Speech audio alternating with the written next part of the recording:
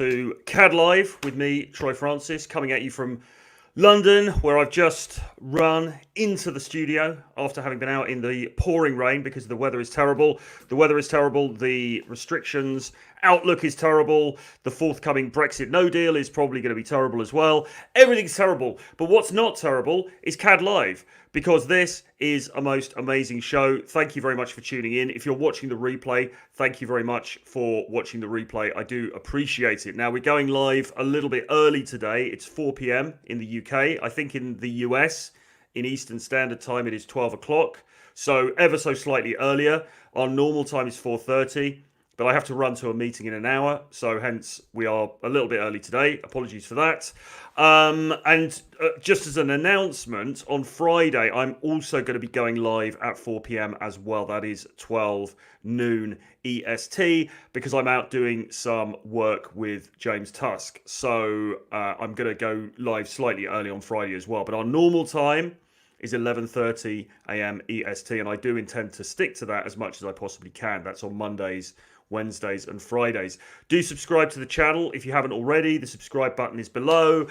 Do give me a like, give me a comment, all of that good stuff, because it really helps to push me up in the algo, which is really helpful, because I obviously want to spread the word, help more people, bloody blah, all of that good stuff. Right, okay, so what I wanted to talk about today then is the dating marketplace, and the fact that the dating marketplace is cruel and unfair. Okay, the dating marketplace is cruel and unfair. Now, is that true, or is that just a bit of nihilism? Well, I'm afraid to say, guys, I think it's true. Now, I have a client who was out doing some daytime approach just recently, and what you find with daytime approach or day game is that you can go through a lot of no's, if you like, but every so often you're going to meet a girl who is just really into you, who just happens to really like you. And this was one of those occasions, right? So my client, he's out and about in London. He's chatting to all these different girls. He's not getting very much traction with anybody. Mark says hello from the Emerald Isle. Hello, Mark. Welcome to the stream. Thank you for tuning in. Winston Wolf is here as well. Thank you very much for tuning in, sir. Corentin, cheers, man. Good to see you guys. AC from Casey is here as well. Thank you very much for tuning in. Yeah, so anyway, my client is out and about doing his approaches, talking to these different girls, blah. Nothing very much happening, nothing very much sticking, but he's out there, taking action, which is what you need to be doing, okay? And all of these nihilistic people who are sort of like, no, it doesn't work, you may as well just sit at home in your bedroom, blah, they are wrong. They probably just haven't tried hard enough in most cases, not in all cases, but in most cases, they probably just haven't got out there and, started to burn the shoe leather on the streets and done what you actually need to do in order to be successful in this marketplace. Hi, Ubik, as well. Thank you for tuning in. So yeah, the client was going out and about, not getting very much traction. And then he meets a girl, and he's just walks up beside her. They're crossing the road. She's wearing like a cool jacket. She's wearing like a nice sort of pink puffer jacket. It really stands out. Looks very trendy and cool. And he walks up beside her. And as he's walking up beside her, he gets eye contact with her. She kind of looks at him, gives him that little cheeky look. He looks at her, gives that little cheeky look back. And it's one of those beautiful situations where the approach is, you don't need to do anything particularly amazing, because already the girl has given you an indicator of interest. The girl has indicated by her demeanor that there's a vibe there. She's kind of interested, whatever. So he basically just opens by saying, nice coat. I really like your coat. You look really cool. And she's like, oh, thank you. Ha ha ha. And then she stops and they start having a little bit of a chat. He's teasing her about the coat, saying it looks really cool, trying to figure out what she does. Turns out she's a student. She's in the United Kingdom from the Ukraine. She's been locked down here over the summer. Naughty girl. And he teases her a little bit. He's a bit like, oh, so were you a good girl during lockdown, or were you naughty? Things like that. Add a little bit of that spice into the equation. She giggles. She's lapping it up. She's like, no, I was a very good girl. But it's nice now that we're out and about. Blah, blah, blah. He teases a little bit more. They chat. She tells him what she does. She's studying economics at one of the colleges, King's College, I think it was. He tells her a bit about himself. And then he says, listen, I've got to get going because I'm really busy today. I've got to do a meeting in a little while. But you seem like a cool girl. We should definitely meet for drinks another time. And she says, yeah, cool. And he hands her the phone. Says, all right, put your number in here. I'll send you a message later. And she takes the phone. She's like, all right. And she starts putting in her phone number. Okay. It all goes pretty much like clockwork. You can't really critique it. It's one of those things where, basically the guy goes out. He sees a girl that he's kind of into him anyway.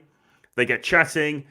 She likes him. She's reciprocating. It's all good. She gives him the number. And there you go. Now, later on that day, a couple of hours later, my client sends this girl a message, which you should do. You want to follow up kind of quickly because we live in a world, we live in a dating marketplace where things move fast. People are no longer waiting for 3 days before they make that first call or make that first, send that first message. You want to act quickly. My client does that. He sends her a message and she responds very quickly. She comes back and he's like, hey, really good to meet you. Just something very, very simple, like really good to meet you. I hope you escaped the rain. Did you manage to restrain yourself from doing too much shopping? Something like that. So it's a callback to when they met, saying it was nice to meet her, and then something a little bit teasing. And you can often get away with teasing about shopping and things like that because, as we know, a lot of girls like to shop. And she responded quickly, and she comes back and she's like, ha ha ha, nice little smiley faces. And whatever. And she reciprocates and she's like, no, actually, I did manage to get back without buying too much. Normally what I do is I buy stuff for dancing because I'm into dancing. So this is really good. Okay. This is really good because she's responding to his message, but also she's giving out additional information about herself and she's pushing the conversation forward. So everything's looking great. Okay. And he goes back and he's, oh, okay, that's interesting. What kind of dancing? I imagine you're like a ballet dancer, and he's plucked that out the air. Of course, he doesn't know what kind of a dancer she is, but she's from Ukraine and he suspects perhaps, she learned ballet when she was at school and blah, blah, blah. And she comes back and goes, oh, OMG. Yes, I am. How did you guess? How did you know that I was a ballet dancer? And by this time, she's added him on WhatsApp as well. And he can see her profile picture. And she looks really pretty in the profile picture. So he's thinking, this is great. This is fantastic. And he messages me. It's like, Troy, this is brilliant. All this stuff works. This girl is responding. She's like, she's really keen. She's telling me about herself. She's giving me additional information, whatever. And then he says to her,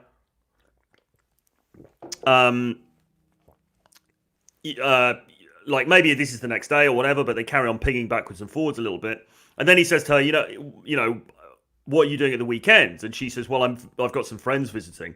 And he says, yeah, I'm busy too because I've got some stuff on, but we should definitely meet up for drinks next week. And she comes back and says, yeah, definitely. Again, all good. Everything is looking positive. There's no misstep in any of this. It's all absolutely brilliant. Okay. And then it gets to Saturday and he doesn't message her because for a start, he's doing other things and he's busy, which is good, which is what we teach, which is what we say. You shouldn't be messaging the whole time and looking needy. And also he's aware that he doesn't want to look too keen. He doesn't want to be bombarding this girl who, after all, he's only just met and whatever. So he doesn't message her on the Saturday at all. And then on the Sunday, he thinks he's getting a little bit bored in the afternoon. He thinks, well, I'll send her a ping. I'll send her something just to remind her of my existence. So he sends her like a little GIF. And it's something like a princess or something like that. And he's like, oh, how's the princess doing? And that's a callback humor again because he's called her a princess before and kind of busted her balls a little bit about it in a previous message. And she doesn't respond. And he's like, okay, fine, whatever, doesn't really matter. Maybe she's busy, and you need to get to that point where you're not obsessing over whether somebody responds to you or not. You know, you're not going crazy because she doesn't respond to your message, because girls don't always respond to every message. They just don't. You know, that's kind of the world we live in. People are, you know, they're busy, they've got other stuff on, they're kind of whatever, you know. So he just leaves it, and then he leaves it on Monday as well, which is the good thing to do because she hasn't responded. So again, you don't want to reward that by coming back too quickly. But on the Tuesday, he thinks, well, you know, I think there's still hopefully life in this, and we did say maybe we'd meet for a drink early this week. So he sends her another message, and this time he just says, so, ... and then he says, I forget the name of the drink, but I think it's Holika or something like that. He says Holika tomorrow. That drink is a Ukrainian alcoholic drink, okay, that is traditional in the Ukraine. So he basically says, so, ... drinks tomorrow, ? And she doesn't come back. That's it. She's left him on red. She hasn't even read the messages. She has disappeared. She has ghosted him. Now, it is possible that at some point, maybe she will just out of the blue come back and ping him a message. It's possible that if he pinged her again in a few days' time, maybe this time she'll respond. But fundamentally, as an expert, looking at this situation, it looks very likely to me that she has just ghosted him and that's it. And it's not going to go anywhere. Now, that is unfair and that is cruel. That is a cruel quirk of fate. If you like, that is a cruel quirk of the dating scene. You know, he's met this girl, he's flirted, he's introduced himself, he's done everything that we tell you to do. He's gone in there and been confident. He's presented his best self. He's been funny. He's been flirty. He's followed up on text. He's made her laugh. They've shared some like backwards and forwards banter. He suggested drinks. She's said yes to that in anticipation. You know, she's on a sort of, she's made a pre-agreement, if you like, to come and meet for drinks. All looking good. All looking good. Then he follows up and nothing. She ghosts him. She doesn't give him any reason. She doesn't come back and say, listen, sorry, I've thought about things and actually, you know, I'm kind of busy with my studies. Even if she did say that, that'd be kind of annoying, but she doesn't do that. She just disappears. Okay? It is arguably cruel and unfair. I'm not saying she's cruel in the sense of that woman is cruel because she didn't even respond to his text message. I don't mean it like that. I just mean that it's a tough world out there, guys. You know, the dating scene is tough. It's like, that's what it's like. This kind of stuff happens all the time. Every day, every week, every month, every year. This kind of stuff is going on. Is it getting better or is it getting worse? Well, of course, as we all know, because we now live in a global dating marketplace where competition is fierce, it's getting worse on a yearly basis. There is, though, the idea that way back in those halcyon days, you know, maybe pre-smartphones, maybe pre-Instagram, maybe pre, you know, the dating apps or whatever, that it was all kind of easy, it was all kind of beautiful, and, you know, guys, it would just all happen much more easily than that. And I don't think that was the case. I mean, I was around then. You know, I'm getting on a bit now. I was around in the 90s. I was a teenager in the late 80s, but I was around in the 90s on the dating scene and in the early 2000s. And my view is that it's always been tough. I mean, girls have always been flaky. Girls have always had a propensity to change their minds. And I'm not singling out women for criticism here. I'm just saying this is kind of what it's like on the ground.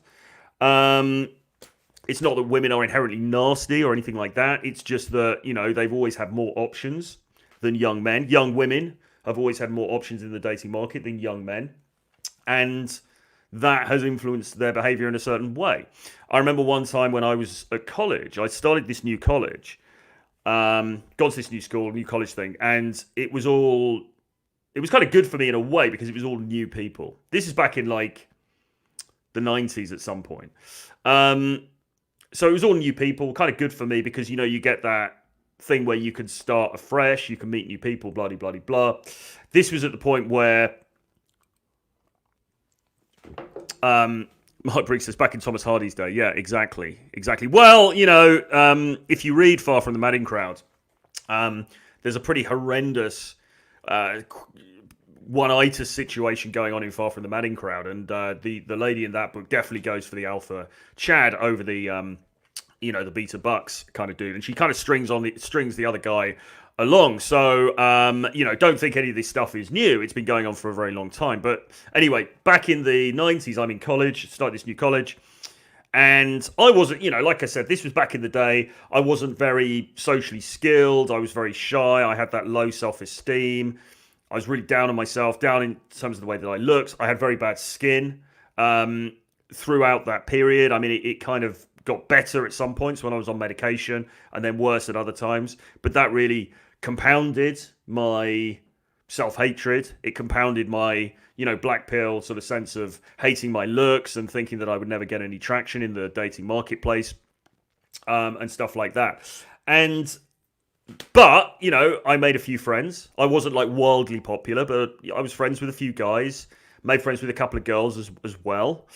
And there were a couple of girls where there was one girl that I really, really fancied. I was madly in love with, and she ended up going off with the Chad. I mean, classic, like sort of example of all this stuff that we talk about with that particular girl. But there was another girl in the same class who was, and this, I guess we were all about 17, 18 kind of thing at this point. There was another girl in the class who was kind of like amenable to me, I think. I mean, and I sort of thought that maybe she quite liked me a little bit, And she was an attractive girl. She was a pretty girl, very nice. She was Canadian, I think, from memory, I think, and she was obviously living in the UK now, and she was always nice to me. But I also had a slight inclination that there was maybe something more. Like maybe she fancied me a little bit. Maybe she was kind of like, she was into me a little bit. It was just a suspicion. But of course, at that time, because I hadn't learned any of the stuff that we talk about on here now, I had no idea about, making the first move and why it's important to cut to the chase in these situations, rather than just letting it linger for ages and not know, being in that grey area where you don't know if you're in the friend zone or if maybe she likes you. Because I was too scared to put myself on the line. I was too scared to put myself out there and say to her, listen, Jane, because I think that was her name, or that's a fake name anyway, but, it kind of like near enough. Listen, Jane, you're cute. I like you. We should meet up outside college sometime. Let's exchange numbers. I didn't have the balls or the wherewithal to do that. And so, we just go on, and terms would go by, and I'd sort of fantasize about maybe something will happen. Maybe she kind of likes me. She smiled at me that one time. What does that mean? Does that mean she likes me? Maybe she does, maybe she doesn't. And it would just go on like that, and there'd never be any conclusion because I wasn't going to make any action, make a move, and neither was she. Anyway, and this is a bit of like high school tomfoolery now, which is pretty ridiculous. One time, I got on well with some of the guys, but there were some of the more geeky guys, and there were the more Chad type guys there as well. One of these dudes, bit of a prankster. I forget his name, but he was more of the in crowd than I certainly was anyway.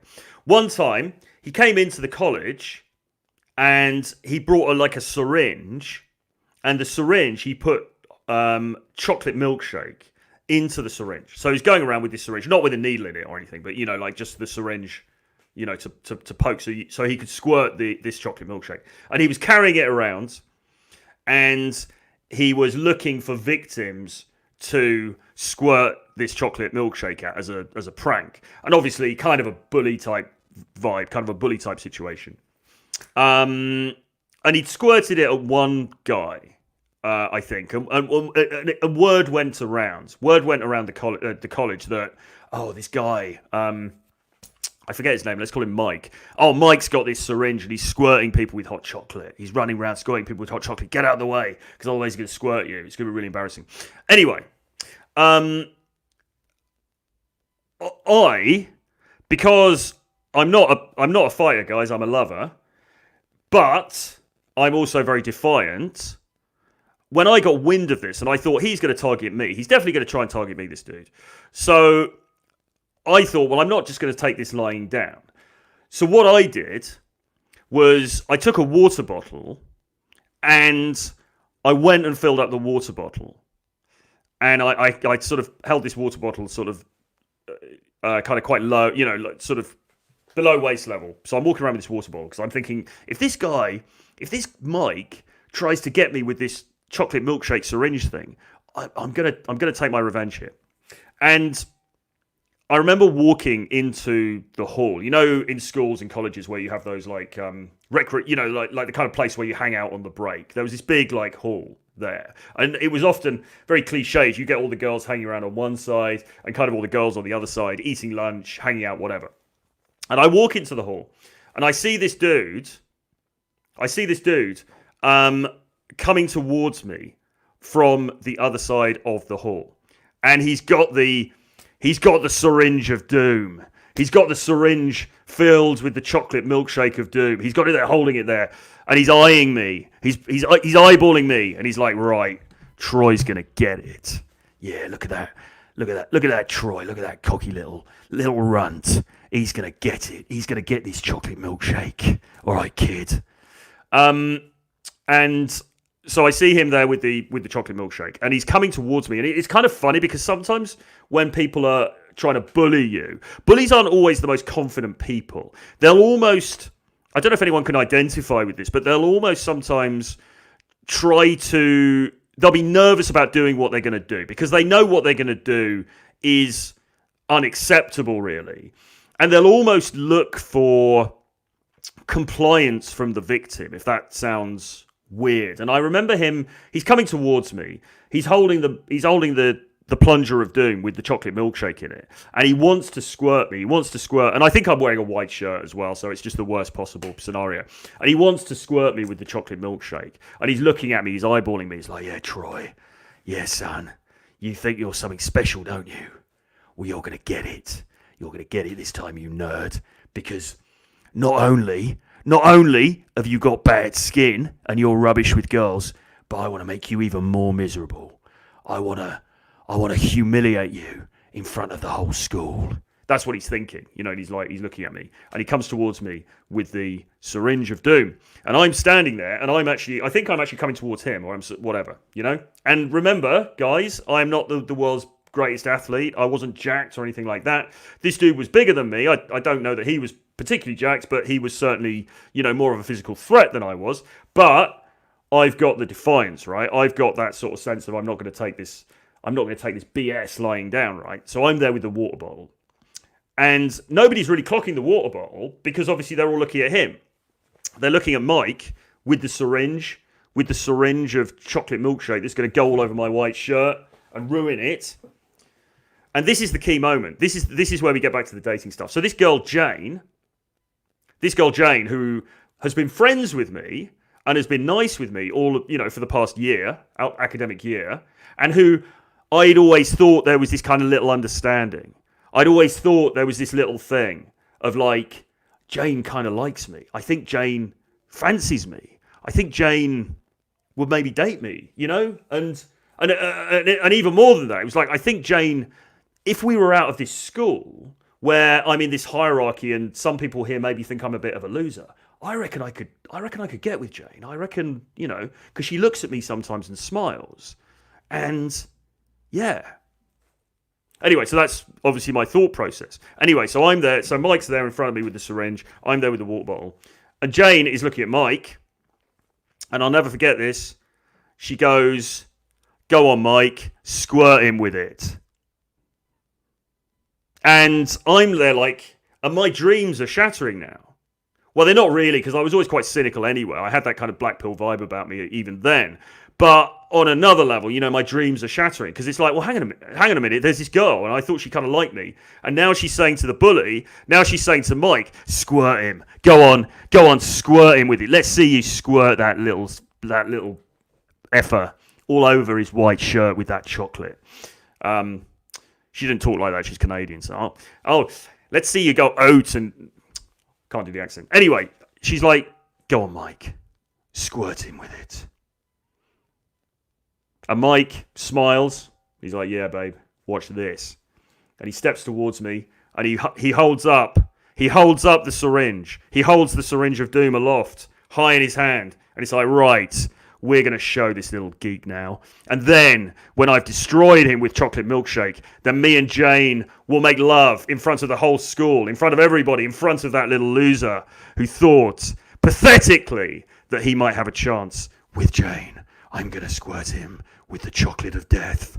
And he raises the syringe, and he's ready, and he's drawing his hand down. He's drawing his hand down like this. And what they haven't clocked is that I'm holding the water bottle. And so I raise the water bottle and I chuck it right in Mike's face. And he is soaked, and he backs off, and he drops the syringe, and everybody starts laughing. And it was one of the most triumphant moments, I think, of my entire school days. Now, I then legged it, because I thought I don't really want to have to get into a fight with this Mike dude. But the feeling of triumph, and like I said, everyone laughed. Jane is laughing. Everybody in the fucking schoolyard is like, school hallway rather, is laughing at this Mike dude who's just been completely humiliated. The whole thing's completely backfired on him.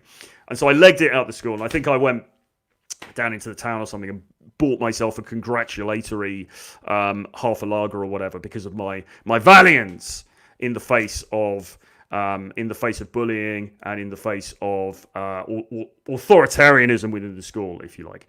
But the reason that I tell that story is not because of the Mike thing so much. It's because of the way that this girl, Jane, acted. Now, for sure, I wasn't dating her, so I can't say too much about it.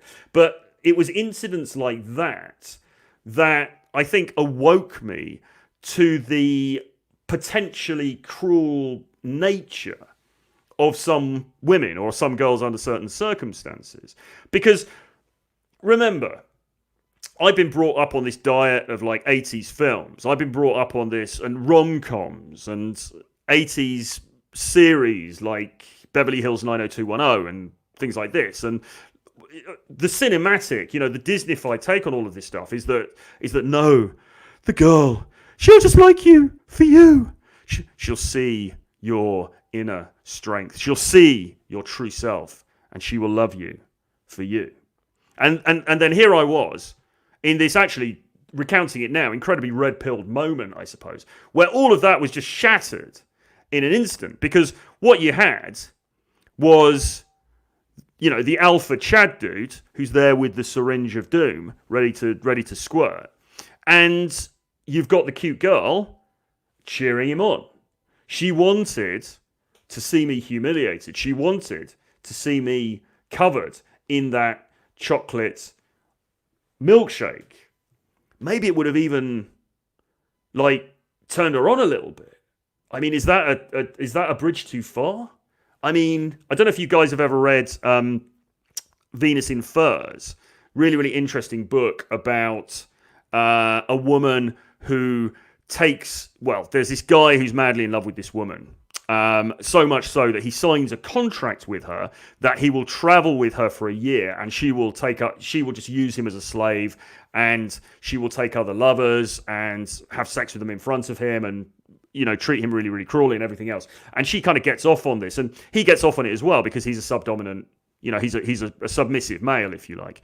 Obviously, that wasn't my vibe, so I wasn't going to accept that frame. But there was that kind of cruelty, that kind of cruelty in the way that Jane comported herself in that situation. She really wanted to see me humiliated, and of course, after that, and maybe she, and I think from vague memory, I think after I chucked the water.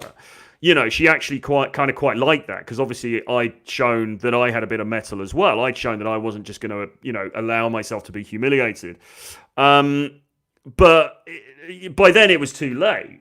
I'm not saying that she then came onto me and fancied me, but it was like, I think she'd probably seen another side to me. But by then it was too late, because I'd seen the horrible cruelty of girls, I suppose, but in a broader context, it was that, and as I say, some other incidents that really compounded my understanding that the way that human life actually works is pretty bestial when you get down to it. And of course, people, school kids, young adults, it's particularly prevalent, I suppose. We as we get older, we generally become a bit more polite. We generally become a little bit more guarded, and the sort of the bullying aspect, for the most part, recedes. Although there is bullying in workplaces and other situations, so it doesn't go entirely. And you will also get hierarchies in friendship groups where the top tier alpha will be like, kind of teasing everybody else, keeping them in line. Do you know what I mean? This is what society does. It's a process to keep you in your place, and it's down to you whether you accept that or not. But yeah, I think that as we get older, we become a bit more polite. We sort of hold back a little bit. That kind of thing goes away to some extent. But I believe that just under the surface, it's still 100% there, And I think one of the harsh realities, I suppose, about male-female relations is that women are attracted to dominant males. Women are attracted to the guy who's holding the syringe of doom. And so, to circle back to the topic of this video, while the dating marketplace, I think, is cruel and unfair in 2020, I also believe that, to be honest, it was ever thus. But I think what's happened now is that it's been exacerbated and exaggerated, if you like, because of choice. Because now, the girl from the small town, the Jane or whatever. I'm not saying she would have ended up dating me, but she would probably have ended up dating one of those dudes from that town, and maybe that is what happened. If you're watching now, Jane, let us know in the chat. Or Mike, indeed, if Mike wants to come and beat me up for the water situation, then please make yourself known in the chat. But look, I mean, at that time, in the sort of early 90s, it's likely that people would just get together with people who, they met at work or they met at school or university or whatever. Now, as we always say, the marketplace is global, there are opportunities all over the world. Like Jane would have an Instagram page. She might be getting hit up by guys in Dubai or the south of France or Vegas or, whatever it is. So I believe that human nature hasn't changed in the last couple of decades, but I do think that opportunities have become much more voluminous, and so as a result, there's a lot more bad behavior. So you have to disabuse yourself of this idea that there's any fairness out there, that there is any sort of there's no referee out there holding the scorecard. There's nobody there going, oh, that was a little bit out of order. You shouldn't have done that. Go and apologize to him. It just doesn't work like that. Guys often talk about girls flaking. Happens all the time. You will set something up with a girl, and then either she'll message you 20 minutes before and say, sorry, I can't make it, or she won't even bother at all and she just won't turn up. You might go and speak to a girl in a nightclub, when nightclubs, if they ever open again, and she'll just basically just turn away from you as if you are a piece of excrement. This stuff happens because the market is, because they have so many options. But I think it's inherent in this anyway. I think cruelty is a component of human nature that's always been there, and it's not going away anytime soon. And even I'm reading all the Shakespeares at the moment, as people may know, and even in Shakespeare, there are plenty of examples of women who are cruel, who treat their menfolk cruelly, their husbands, their lovers, in some cases their children, or if they're stepmothers, their stepchildren. Female cruelty is a thing, and again, you can't be naive. You just have to accept that that's part of the game. Now, it's not that every single woman is going to behave in a terrible manner. That's not what I'm saying here at all, any more than every single man is, I mean, there are different shades of these things, but the propensity to behave badly is in all of us, I think.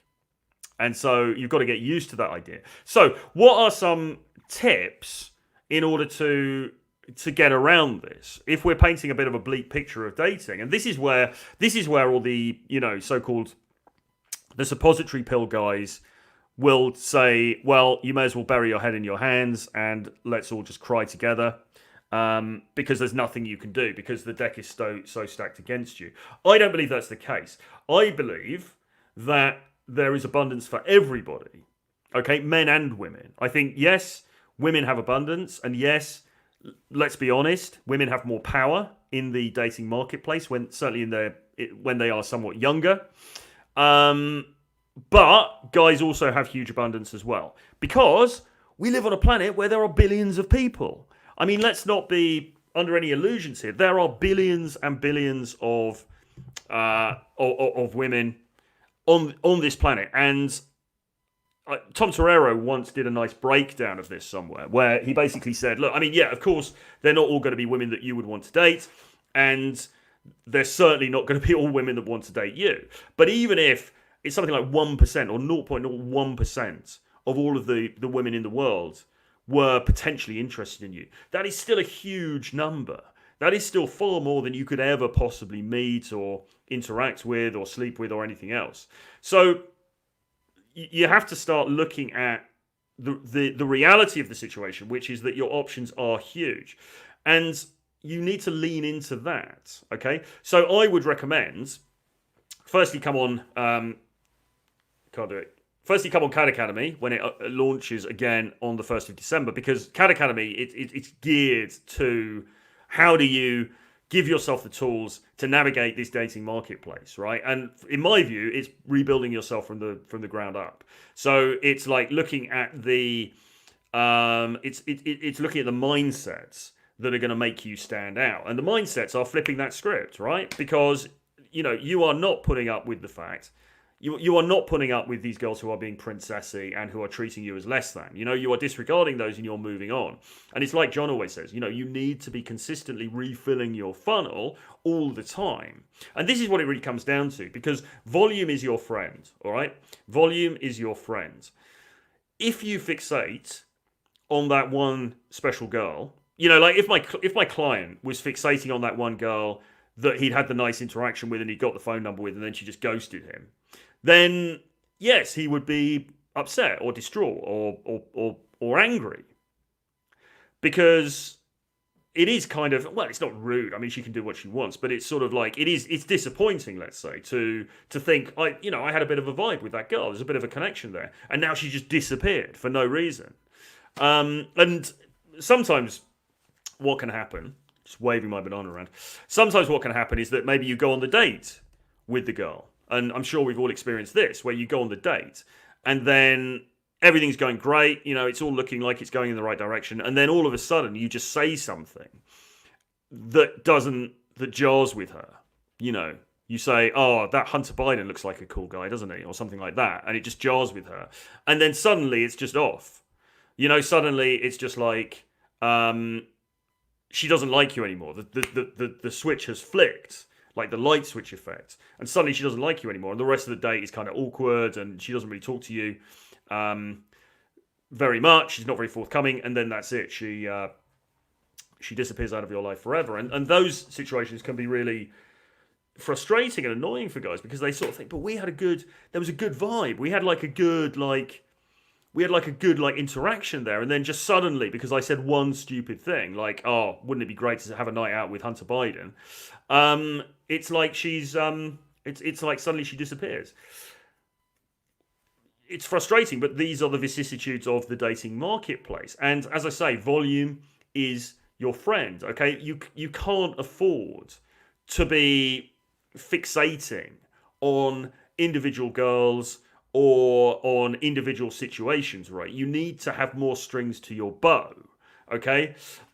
Because if you don't, I'm afraid you're going to end up being disappointed. Now, as I was saying with James Tusk when we met, I was on his channel earlier in the week, it's partly a numbers game. And there's this whole thing of like, oh, game, it's just a numbers game, innit? There's that thing. And then there's, the game promoters who will say, well, no, it's about skill and you've got to learn my special technique of saying these 6 things and, blah, blah, blah. And I think actually it's somewhere in the middle. And what I mean by that is I think it is a numbers game in the sense that you need to rack up the numbers. There needs to be volume in your approaches, but there's also skill. And I mean, again, like every day I get comments on this channel with people saying, oh, game doesn't work, blah, blah, blah. And it's pretty boring, really, to read them by now, because it's kind of like, well, like if that's what you believe, then fine. But why bother to comment it? Why bother to post that comment on this channel? It's like, come on.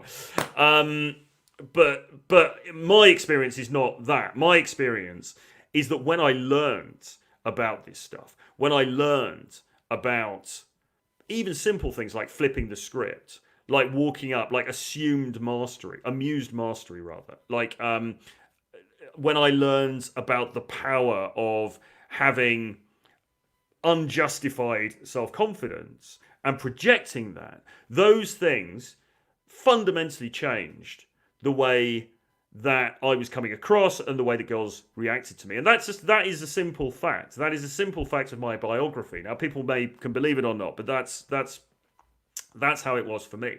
And as I've said before, it wasn't that I suddenly became incredibly good looking, or I suddenly sort of became ripped, or I suddenly, any of these different things.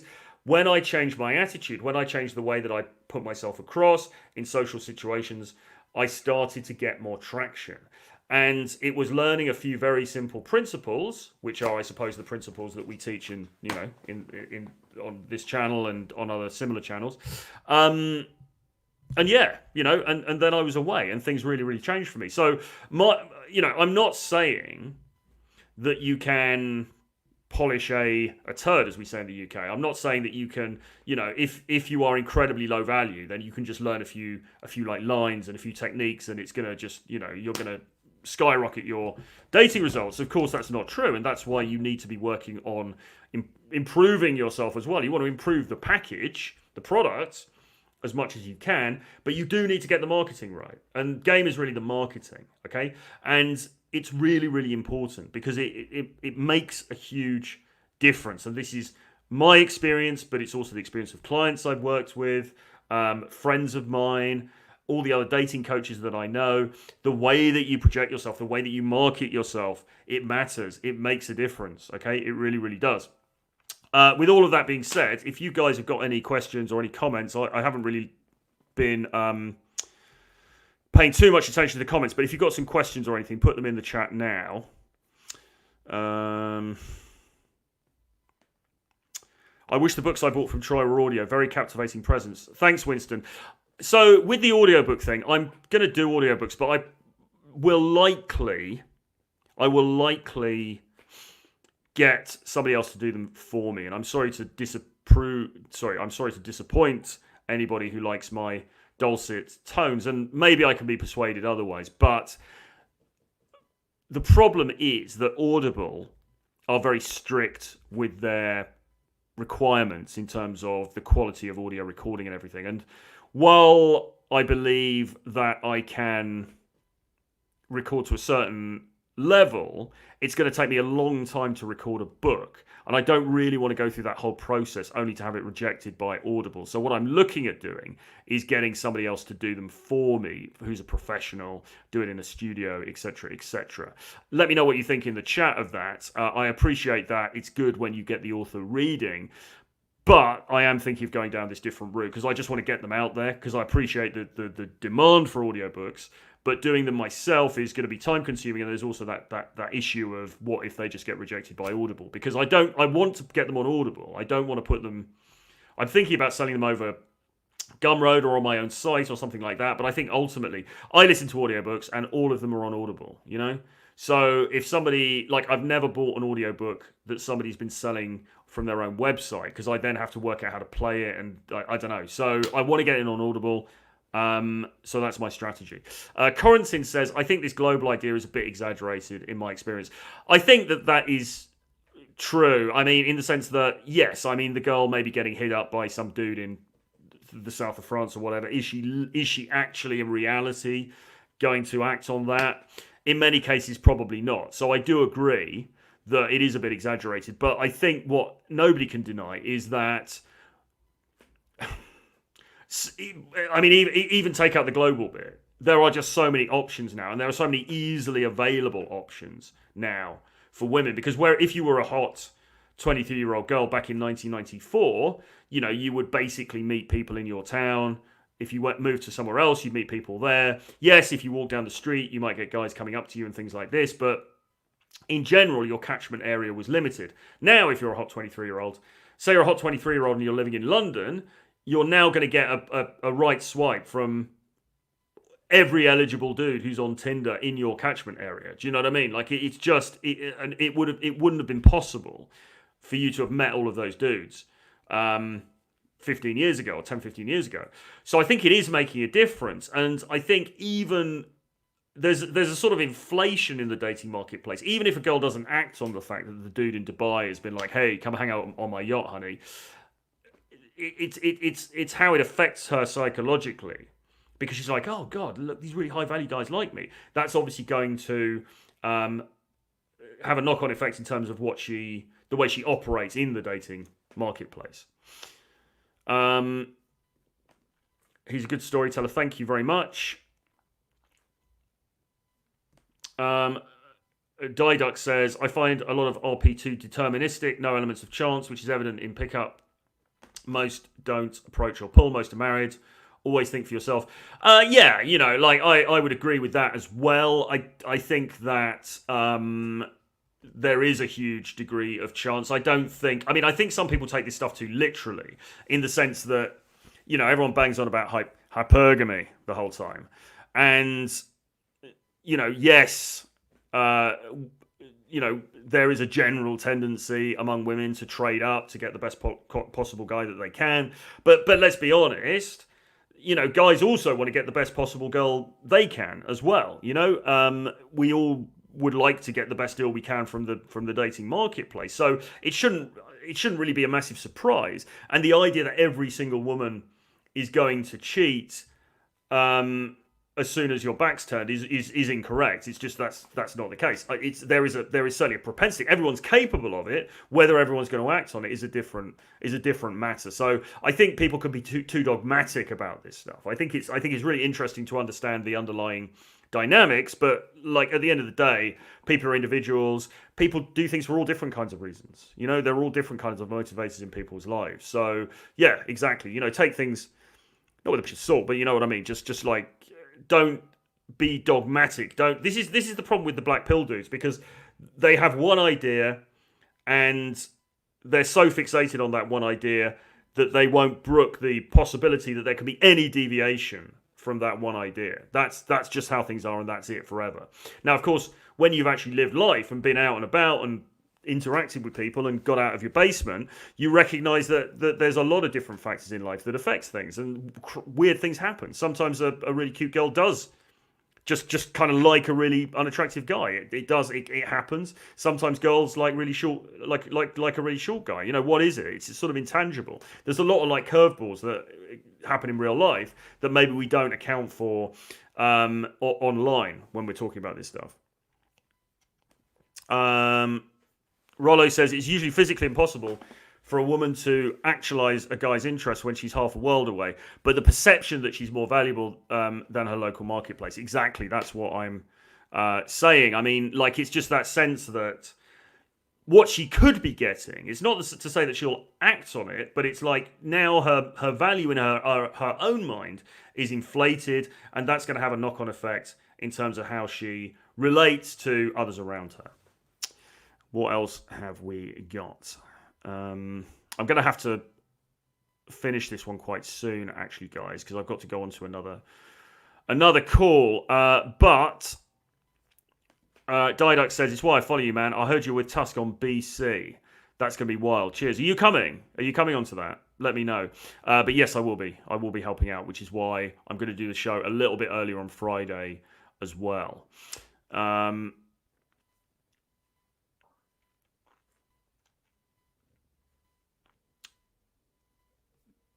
Rollo says it's not the actual prospects, it's the perception of prospects, 100%.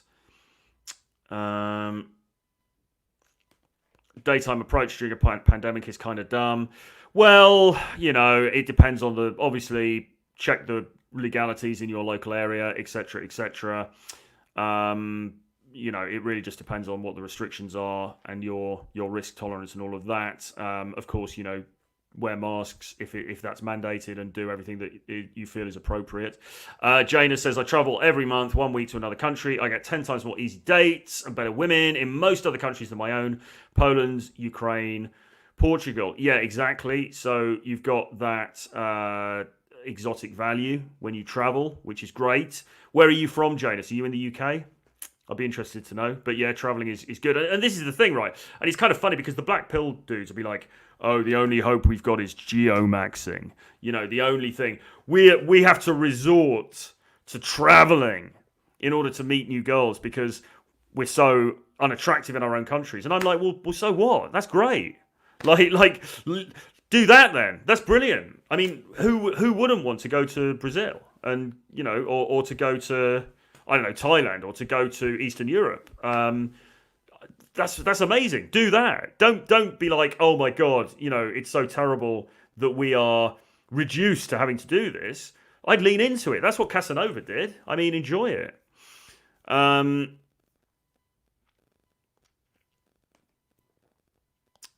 He's from Copenhagen in Denmark. Yeah, I've been to Copenhagen, and yes, I can imagine that it is somewhat similar, I think, to London in terms of the way that the vibe is. And then Tobias says, just find the marketplace that works best for you. See nothing wrong with that. Exactly. Winston Wolf, great show, Mr. Francis. Looking for more of Doom stories. Yeah, man, I wanted to tell that story for a while. It was kind of funny, but it was also strangely a quite triumphant moment in a way. But yeah, I mean, the way that she reacted was a bit of an eye opener for me.